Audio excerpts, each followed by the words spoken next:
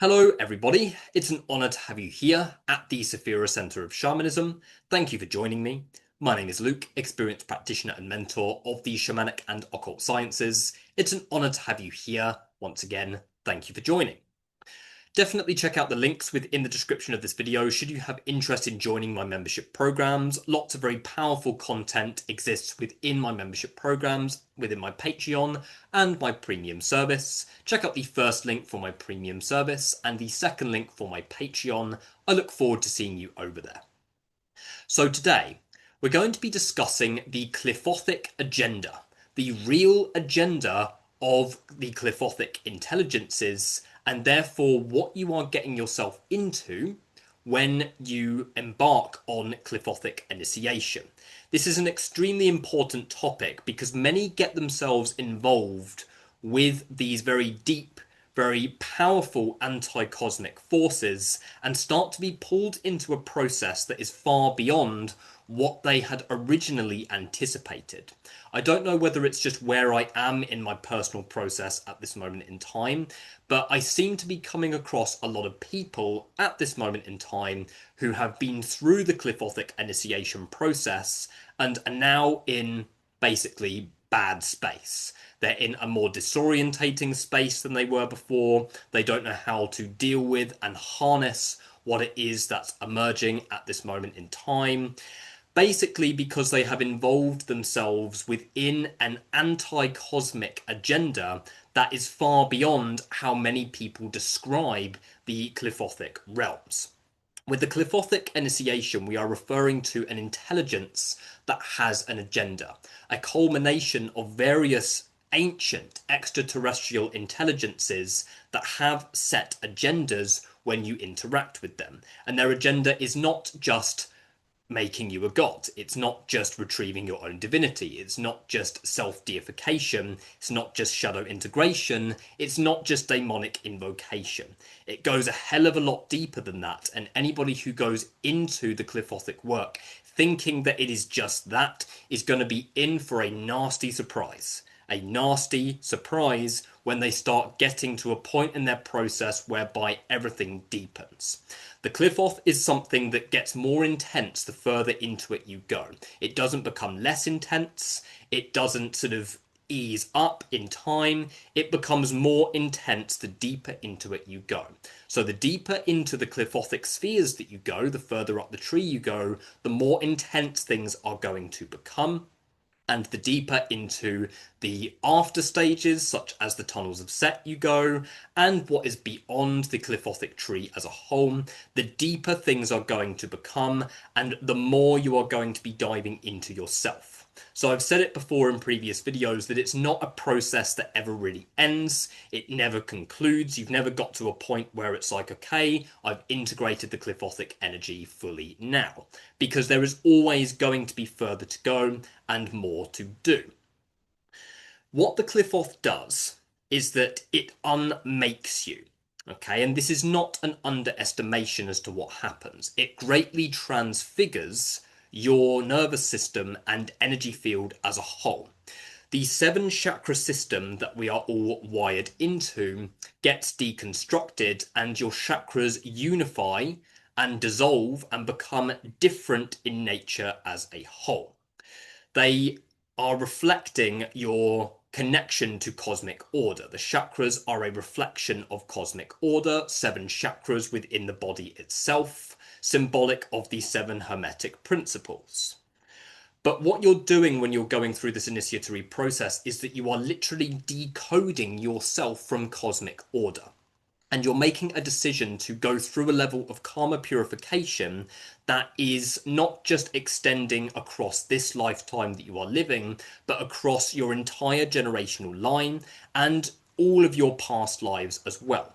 You're saying to your soul when you're getting into a process like this, you're saying to your soul that you are ready to embark on the ultimate karma purification process. And not everybody has come into this physical, tangible experience to do that.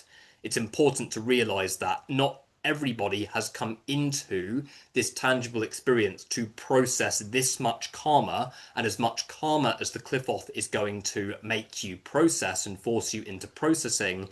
Not everybody has come here to process that level of karma, which means that a soul is going to have the Qliphothic path in its blueprint prior to this incarnation. So this means that some people are destined and are supposed to go all the way. Obviously, they have free will and they can align to that intention and that true will according to, you know, how they really want to, based off of their free will. But some people are here to go all the way. And when I say go all the way, I mean literally decode themselves, remove their interference, and remove their connection and their wiring to cosmic order and to the multiverse itself. This is far bigger than the reason why many people go into Qliphothic initiation. Many people go into Qliphothic initiation because they think it's cool, they think it's edgy, that it's a very attractive concept with self-deification and gaining power within these Qliphothic realms, but they do not realize that they are making a contract with the primordial chaos to carry out the primordial agenda, which is to shatter false order, unmake you to the point where you are no longer bound to cosmic order, no longer bound to the reincarnation cycle, and ultimately returning your soul to where it comes from, which is the void. Alongside that, the goal of these intelligences is to resurrect kingship and queenship, and therefore resurrect the leader within you, and therefore resurrect the primal masculine and feminine. The goal of this work is to resurrect the primal masculine and feminine. I'm referring to the original masculine and feminine before it was twisted by false light and false order, referring specifically to the archetypes of Lilith and Samael. Lilith and Samael dwelling within their primordial sexual union. If we refer to Sumerian mythology, this would be Tiamat and Apsu, dwelling within their primordial sexual union. The Qliphoth has the agenda to take you back to this original primal masculine and feminine state, which means that you are not just embarking on a self-development process, you are being unmade back to your primal essence that was before the constraints of cosmic order. You are likely at some point going to attract a partner or multiple partners throughout your Qliphothic process that are there to act as your sacred partner. They are there to act as your primordial feminine, or if you're a woman, primordial masculine, and they are there specifically to activate your full potential, but also activate the worst and most repressed parts of you. I'm not referring to a normal relationship dynamic here. I am referring to a type of sacred primal masculine and feminine partnership, which is there to support continuous growth and evolution. Not a relationship where it's like, oh, I'm in this role, I'm in that role, and then we're fine because we're supporting each other's roles. Not a trauma bond, but a full alchemical partnership that is aligned to the archetypes of Lilith and Samael. So the goal of the process is to return you to kingship or queenship and to create a merging with the Scarlet Woman archetype, opening yourself up to some of the deepest levels of truth, authenticity, and vulnerability that is possible for a human being to tap into from within a physical body. Many people who get into Qliphothic work are not prepared for this process. They are not even aware that the Qliphoth has the agenda of doing this, and then they end up in bad space, very, very bad space. And to be honest, it sounds a bit harsh, but I don't have much sympathy for that, purely because there are many other currents of energy, there are many other self-development paths. Why on earth would you get involved with something that has this much depth and this level of psychological and physical intensity that is there specifically to transfigure your entire system to actually dwell outside of cosmic order itself? Why would you even get involved with that if if you're not actually willing to embody that state of being and go through that necessary transfiguration? So we're going to be discussing this in depth today. We're going to be looking at The different stages of the Qliphothic initiation, not talking about the stages in great detail, but understanding the specific qualities that they are there to help you embody, and ultimately discussing the primordial agenda and the Qliphothic agenda as a whole, so that those who have either gone through Qliphothic initiation and are in a place where they're struggling, or those who are considering going through Qliphothic initiation, or those who are already going through it, actually realize the currents of energy that they are involving themselves with and the real agenda that this work actually has. Absolutely essential, so definitely stay tuned.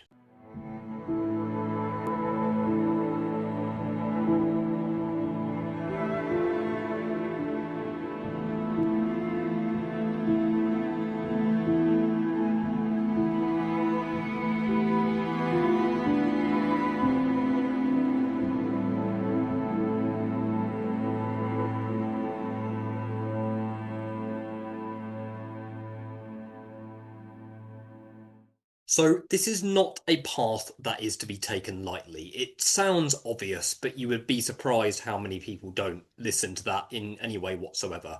I'm not here to put people off it. It's a beautiful path. And for those who are actually called on the soul level to do this level of work and embody this level of vulnerability, it's an extremely co-created process. And those of you who are there, you know who you are. Okay, you will not be able to deny an initiatory system like this if you are genuinely being called towards it. If your soul is pulling you towards a process like this, you can try and ignore it, but it will just end up wherever you are. Okay, I have direct experience of this myself, whereby this system just follows you around. If it is your soul's path to undergo this level of self-development and karma purification, then the system will follow you around, it will align, and to be honest with you, the energies will already start working with you before. This doesn't mean that you can go into the initiation unconsciously. Okay, many people avoid the initiation by saying, I've already been through it. I've already been through trauma in my life. I've already been through this in my life. So many people say that. I've been through the Qliphoth unconsciously. I've already done it. Yes, you are in the Qliphoth unconsciously, but you're not initiating through the Qliphoth unconsciously. We are all in the Qliphoth, sealed, locked in to the Qliphothic technology until we make the decision to consciously liberate ourselves through our free will. Okay, so we are all in the Qliphoth, yes. Not everybody is supposed to actually utilize the liberating forces that dwell within the Qliphoth itself, purely because it can be an incredibly disorientating path. You can go into the Qliphoth for healing, yes. That's a valid purpose for going into it, but realistically, you are on the soul level going to be pulled into something that is far bigger, something that is far more dramatic, and something that is going to be beyond what you can even consciously comprehend. When I'm talking about the Qliphothic agenda, I am referring to very much an overview of what this whole process is about. How it plays out for each individual person is going to be highly individual, and I'm not saying that every person is going to have the same experience. But what I am saying is that the primordial agenda is going to play out for everybody, and that primordial agenda is decoding from the entire multiverse altogether. It's not a light thing to undertake by any means. It is removing your chakras, basically. Okay, you're dissolving your chakras, dissolving cosmic order, dissolving energetic and physical structures and psychological structures that you have been basically wired into and basically bound to through the karma that has been accumulated from previous lifetimes, and therefore within the generational line that you have been born into. So it's very linked, as I've said in previous videos, to Gnosticism and Gnostic alchemy when it comes to initiating beyond the constraints of falsehood and beyond the constraints of the false god. That is exactly what the Qliphoth is there to do, and it sounds amazing on the surface. It's amazing on the surface, and it is if you're willing to flow with it and follow the current and allow the current to flow through you and actually become the current itself, then it will be an extremely co-created process. It's not going to be easy. It's not called the Tree of Death for no reason. Okay, it's called the Tree of Death because you are learning how to die consciously.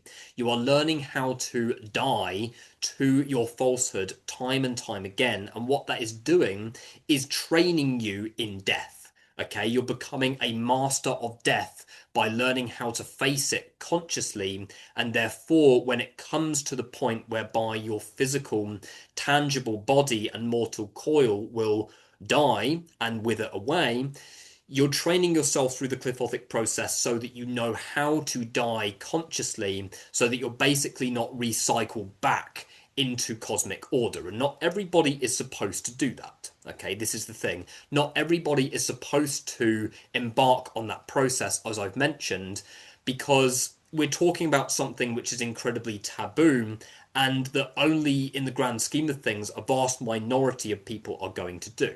Okay, this isn't to put people off it, and it is going to play a very important role within the collective, but I keep coming across people who are suffering, okay, and are basically perpetuating in their own shit, because they've gone through and basically dissolved their energy centers of cosmic order by opening up all of these Qliphothic spheres, and then are not prepared to face the primordial apocalypse that unfolds after. And I call it the primordial apocalypse because you're opening the floodgates by going through the spheres, and then the primordial waters of your unconscious mind are going to flow through with the agenda to flesh out what you have already opened yourself up to.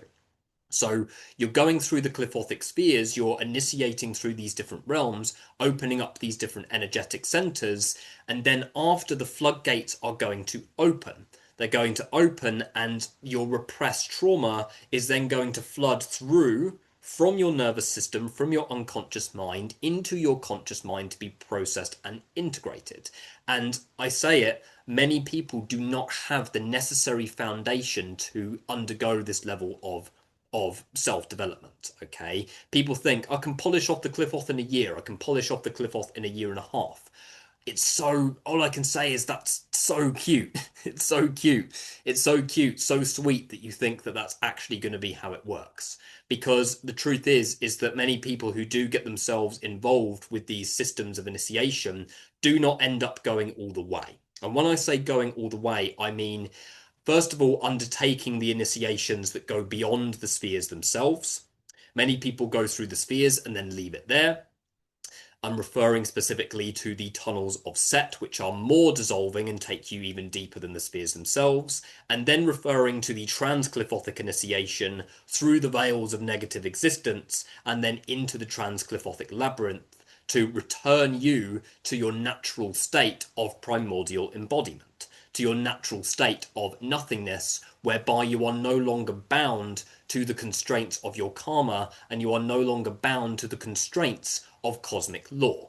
Now, this does not mean that if you go through the Qliphoth, then you're not going to reincarnate. Sometimes on the soul level, that could be what you want. Okay, that could be what the soul may want. It may want to incarnate. It may want to go through a karma purification process like this and then incarnate something else, into something else. The idea is that by raising this internal black flame that happens when you go through the Qliphothic process, by reigniting this black flame and re-embodying the primordial flame, the primordial fire, is that you are learning how to go inwards and descend and acknowledge that the way out of anything external is to go in. Okay, it's acknowledging the paradox that comes through this very complex initiatory process. Okay, we have all been wired to seek and go outside of ourselves. We've all been wired to seek light, and you'll probably find that when you die, you will be encountered with a light, the light of cosmic order that pulls souls in and then recycle them into repeated incarnations. The whole point of this process is to teach you how to follow your own sovereignty, how to go inwards in order to liberate yourself. And that basically is very much relevant both within this mortal coil and when you leave this mortal coil as well. So we're talking about a soul level initiation here. A soul level initiation that is basically consolidating everything that you have experienced within your previous lifetimes that are still affecting you karmically, everything that your generational line has experienced and basically not processed, And you're basically bringing it all into one place with the Qliphothic realms. Okay, all of this is locked in, crystallized into your nervous system, into your body. And when you go through this process, you're simply opening the doors and coaxing that karma to come through. Okay, and there is a hell of a lot there. Okay, if you're called towards this path and you're actually initiating into it, then you're probably not a young soul. Okay, you have been through a lot already on the soul level and likely accumulated a lot of karma. The people who are pulled towards the Qliphothic realms and are there to go all the way are people who have come here specifically to process a lot of karma. People who have come here specifically to dive into this level of self-development to the point where the level of karma that their soul wants to process, their true will wants to process within this lifetime, is not going to be viable by mundane means, by conventional means. In other words, you're not going to be able to just float through life like the majority of people do and encounter the struggles here and there, and then that's it. You know, if you've come here to process this level of karma, then chaos is probably going to unfold within the world around you in order to basically pull you towards a path that has this level of magnitude and is actually going to scratch the soul's evolutionary itch. Because trust me, the mundane consciousness is not going to scratch that itch. This doesn't mean that you are escaping the physical plane of existence. It doesn't mean that you are trying to escape where you are now. But if anything, you are actually diving into where you are now. Not just where you are now, but diving into the scaffolding that is holding your reality in place, diving into the literal architecture, the architectural drawing that is holding your physical experience in place and understanding it more. Okay, and still, I see it all the time. People go into this tree to escape. People go into this tree to try and embody power, yeah, to externalize the spirits that they're working with and try and embody power when you're going inside. You're going into yourself, straight into the architecture, straight into the scaffolding that is holding reality in place. The Qliphoth, which I will show here, is the scaffolding of the collective consciousness, okay? The stations of repression that are holding your false self in place, both collectively and individually. And the tunnels of Set represent the literal scaffolding that is holding those different regions in place. So yes, it is true that we are all in the Qliphoth. We all have a Qliphoth because we all have a nervous system. Okay, we are basically mirroring the collective, the macrocosmic Qliphoth within the microcosm, within our individual consciousness. So yes, we are all in the Qliphoth. People who say I'm already in the Qliphoth, you're not wrong. Yeah, you are in the Qliphoth, but you are locked into it unless you make the conscious decision through your free will to begin your process of liberation. And this is exactly what the Qliphothic path does. Okay, you first need to unmake your energy centers, okay, which is the Qliphothic spheres. So you go through the Qliphothic spheres one by one, going through those archetypal experiences that are there to flesh out and break those shells of falsehood so that you can embody your inner child and embody your true divinity and your true power that's repressed underneath. And then you move on to the next Qliphothic sphere and do the same thing, just in a different way. What that's doing is that is changing the structure of your energy centers, that's changing the structure of your energy body, greatly transfiguring your system in order to prepare you for the decoding of the scaffolding, which is then the tunnels of Set. Okay, so you're going through opening these energetic centers, liberating yourself from these different identity structures, and then by the time you've gone through the abyss, you've initiated through the supernal triad, and you've reached Thalmayel, you have dissolved your core structures of identity. Yes, absolutely, 100%. But actually living in a mundane world with all of those gateways open, that is not an easy thing to do. Okay, it's not an easy thing to do. And this is where I do maybe have a little bit of sympathy for those who go into it not knowing what they've got themselves into, because it's not easy. Yeah, once you've opened up these different shells and you've cracked these layers of your personality, what once was isn't anymore. You can't go back to who you were, and the only way you have to go is the direction that your heart follows. Or should I say, the direction that your heart forges, not follows, opposite to follow. So you've opened up all of these Qliphothic spheres, you've decoded yourself from the pre-imposed masks and roles that you have gone into. Now what?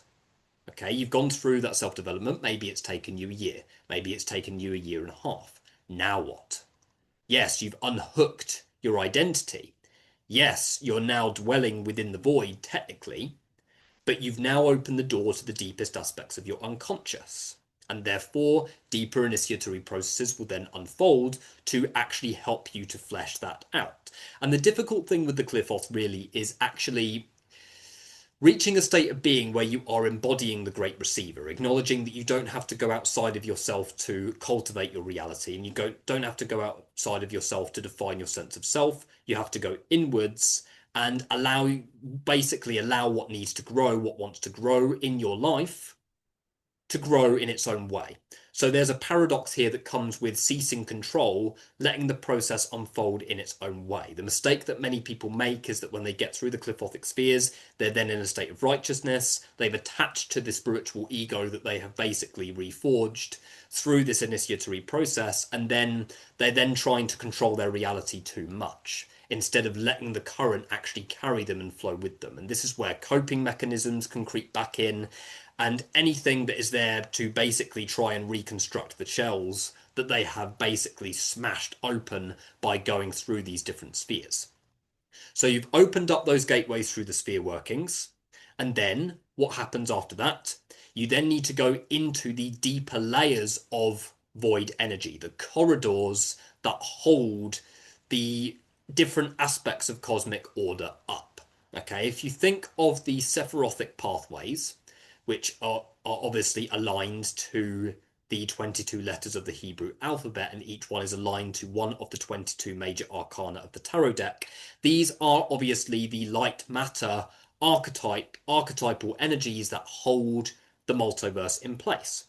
So what are you doing when you tap into the tunnels that interconnect the Qliphothic spheres? As a separate endeavor, you are making the decision to go in to the underworld aspects of those archetypes, which means that you are going into the liminal spaces that are basically holding up cosmic order in general. Okay, whereas the spheres are dissolving your identity structures, the tunnels of Set, which you embark on after the spheres, are then going to be a very potent, dissolving, psychologically demanding process of then undoing the scaffolding. It's basically like you're sort of basically going into the building and realizing that the building is not actually how it wants to be, and it's being held up by all of this scaffolding that isn't actually you, and all of these protective mechanisms. The tunnels are somewhat the wiring that are holding structure in place.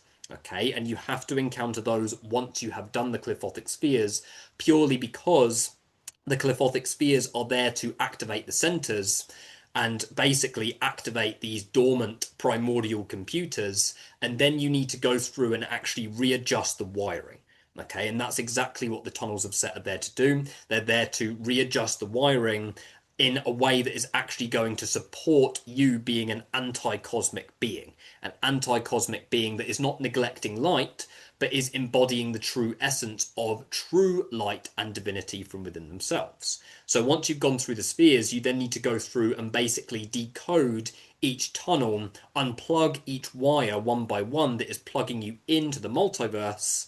And that's exactly the role of the tunnels of Set in different ways. They're much more spiky, much more chaotic, and may I add, take much, much longer to complete than the Qliphothic spheres, because the Qliphothic spheres, 11 if you count Darth, you're talking at least a month within each sphere. Darth will definitely be longer. The Supernal Triad will definitely be longer. What happens after that? Tunnels of Set, there's twice the amount, and they're more dissolving, so it's going to take at least twice the amount of time to go through and properly integrate and unplug all of these tunnels. And this is exactly the length of time that it's supposed to take. It's not supposed to be a quick process. It's supposed to take a while. Okay, it can take people to the end of their lives and beyond to fully integrate these energies. And the tunnels you're going through and gradually unplugging the servers that are basically wiring you in to the multiverse as a whole. You go through the tunnels, you've then unwired your entire nervous system, your entire body from cosmic order in itself. Okay, and you're now living in a state of void consciousness, which can either be extremely beneficial if you are willing to flow with it and basically relax into the idea of not actually having any clarity and the idea of not actually having a set predefined identity, then it's going to flow very beautifully for you. And if you're willing to surrender to that process, then the deeper layers of processing that will come after are going to be amazing.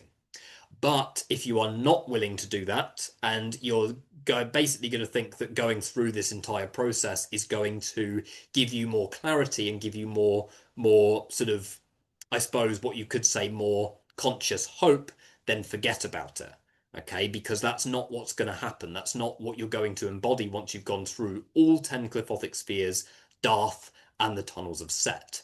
Okay, what you've just done is unplugged yourself entirely from the multiverse, and now you have to live in a multiverse with your soul basically detached from it.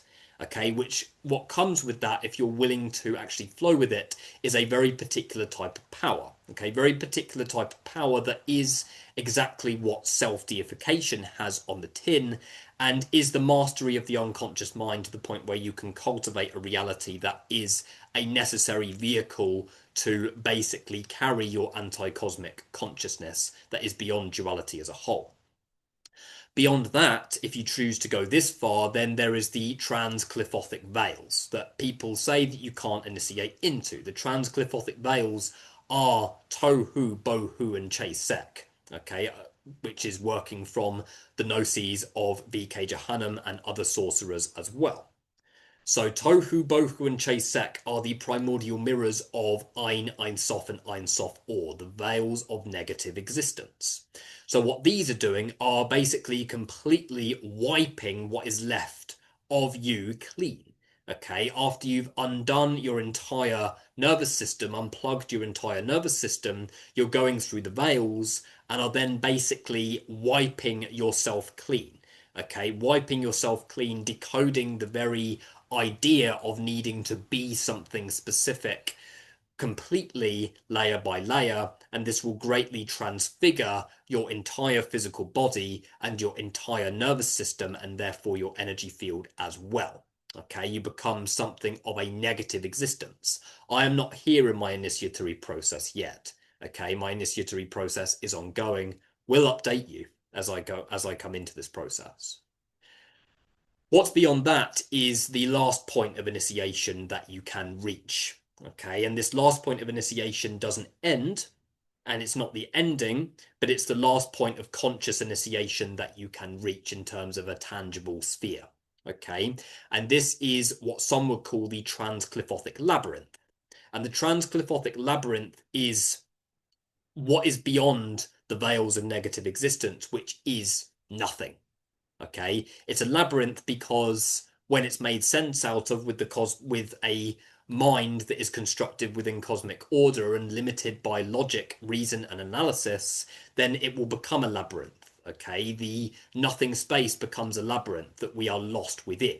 Okay, and this is exactly what the multiverse acts as when we are cycling in karmic cycles. We are basically dwelling within this labyrinth of endless veils because we are in a place whereby we are cycling within the same stuff. So the trans-Qliphothic labyrinth marks that final point of initiation when you take yourself beyond that entirely. Okay, whereas the veils of negative existence decode everything about you, you are then merging yourself with nothingness. Okay, and this has the potential, and I'm not exaggerating here, it does have the potential to either completely remake somebody to the point where their life becomes better if they're willing to flow even deeper with void energy. But for many, it will not do that, and it will just disorientate the entire system. Okay, the Qliphothic spheres in themselves, even though they're just the training ground, can be disorientating enough as it is, let alone going through all of the tunnels of Set, unplugging your consciousness, unmaking yourself through the negative veils of existence, and then merging with nothingness within the trans-Qliphothic labyrinth. Okay, this is the final rite of passage that is then going to lead to later stages of initiation and ongoing sequences of initiation that are not actually tangible and able to very much be tracked by a solid initiatory praxis or a solid ritual system or any form of path working. Essentially, you are then path working negative existence as a whole. And some would have the theory that this process of initiation unmakes you to the point where the core karma that you've come here to process is processed, and therefore, because you have rewired and transfigured your energy body and nervous system to exist beyond the constraints of cosmic law, the idea is that you are then, or the theory is that you are then not traceable by the multiverse itself, by the pre-constructed multiverse, because you actually decoded yourself from it entirely. At which point you have trained yourself to die consciously.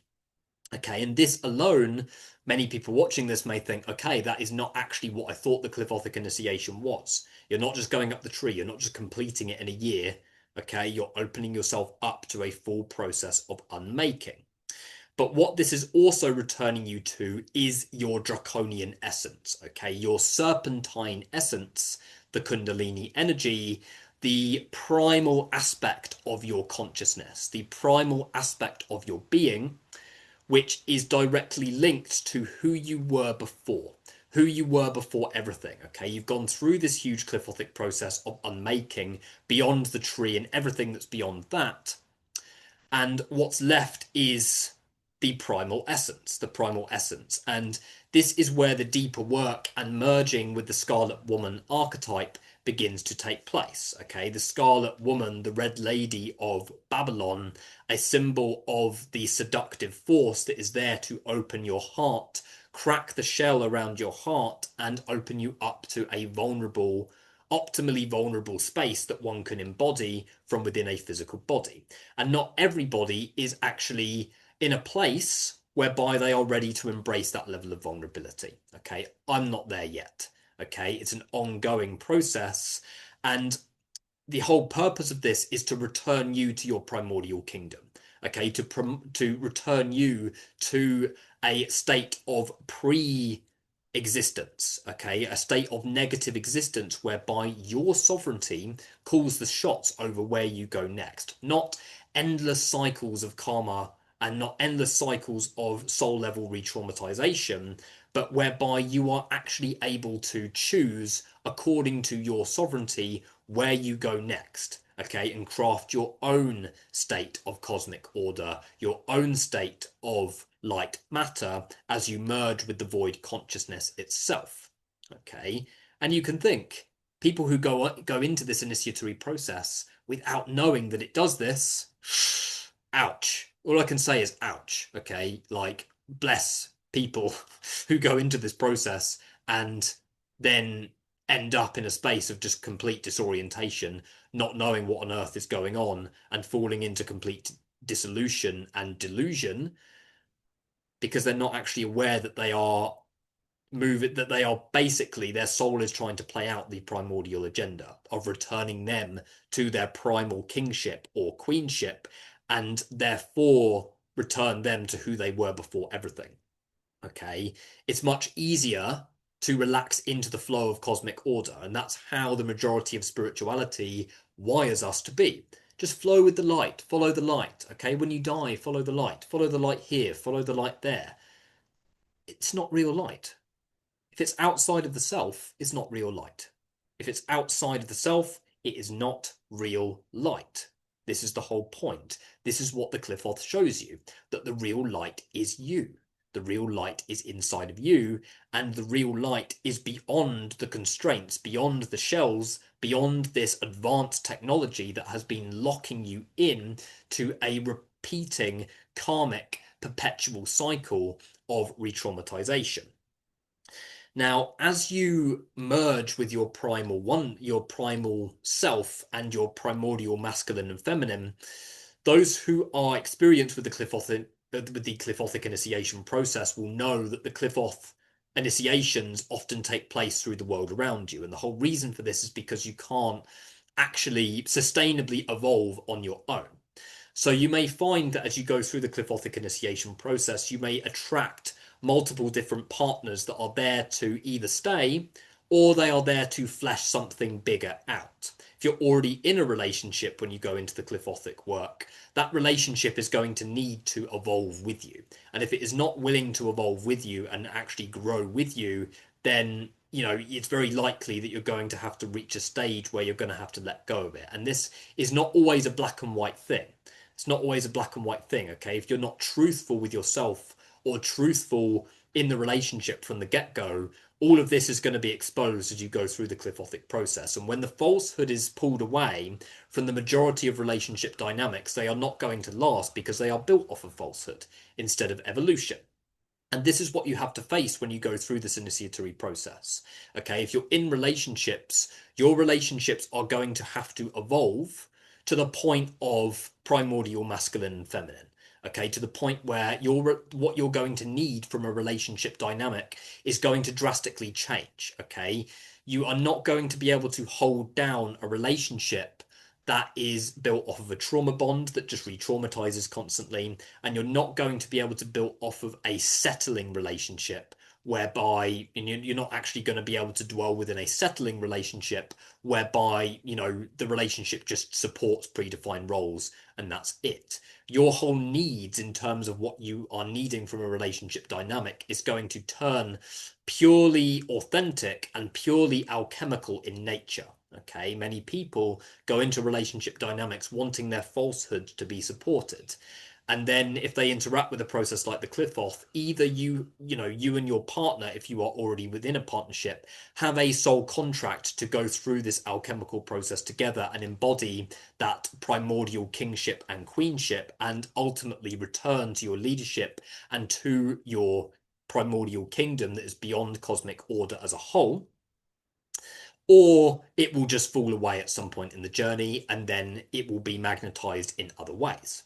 Okay, and what this really looks like is actually attracting a partner or partners who are ultimately going to mirror you to such an intense capacity to the point where very few people are going to be able to handle this. Okay, it is an illusion to think that you can evolve to your optimal capacity when you are on your own.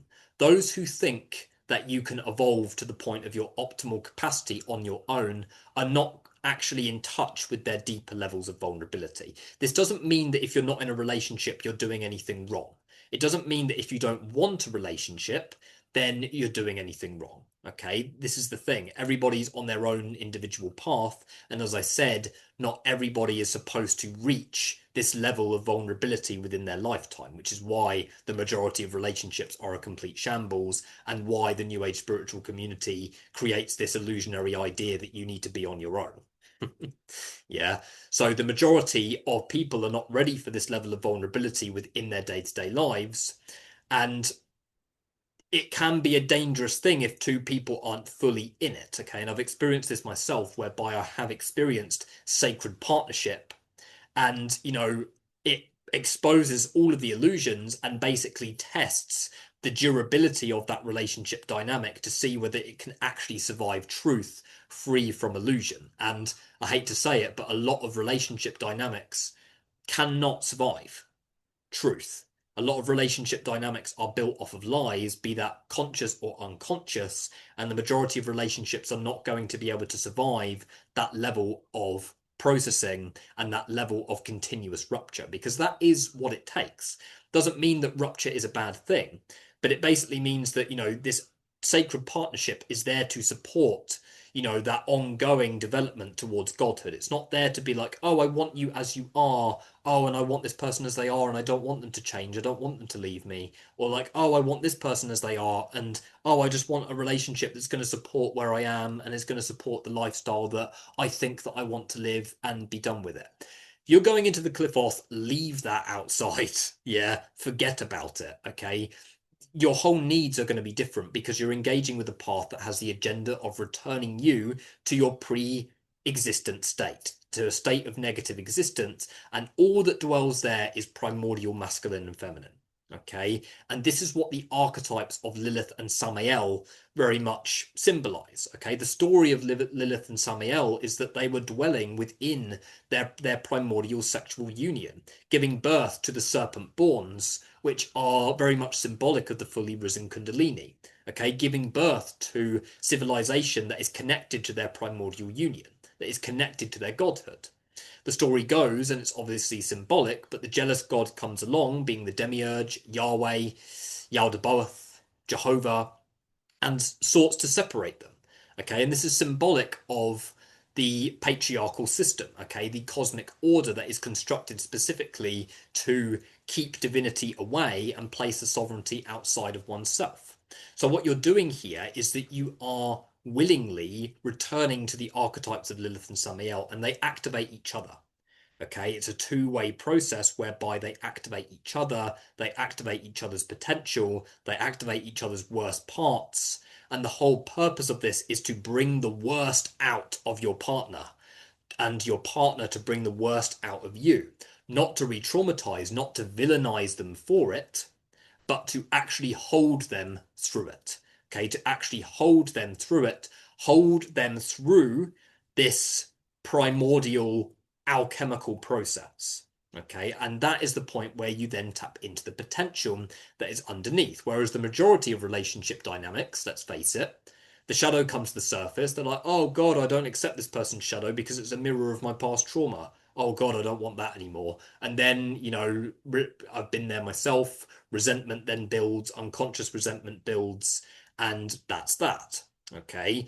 And then you've got the relationships that support predefined roles and are very much based off of who you are now. When you go into a relationship, often societal level of relationships are built off of wounded masculinity, which means that you go into the relationship with your protective parts, with your protective mechanisms, with your false self, and you're like, here, I'm worthy of your love, here, I'm worthy of this, and then the relationship forms around your false self, forms around your identity, forms around who you think that you are. But then you go into the Qliphothic initiation process and what is beyond it, and then all of that melts away, and then the relationship will either grow with you, or you will have to pull in a different partnership that is going to ultimately support, you know, that primordial sexual union that is the whole purpose of the Qliphothic work. Okay, to return you back to the kingdom of pre-existence, the void kingdom that you rule with your primordial masculine and primordial feminine. This is the agenda of Qliphothic work: full accountability, full ownership, full vulnerability, and this is what people are pulled into. This is what people are pushed into. This is the initiation process that unfolds during the Qliphothic process and then after.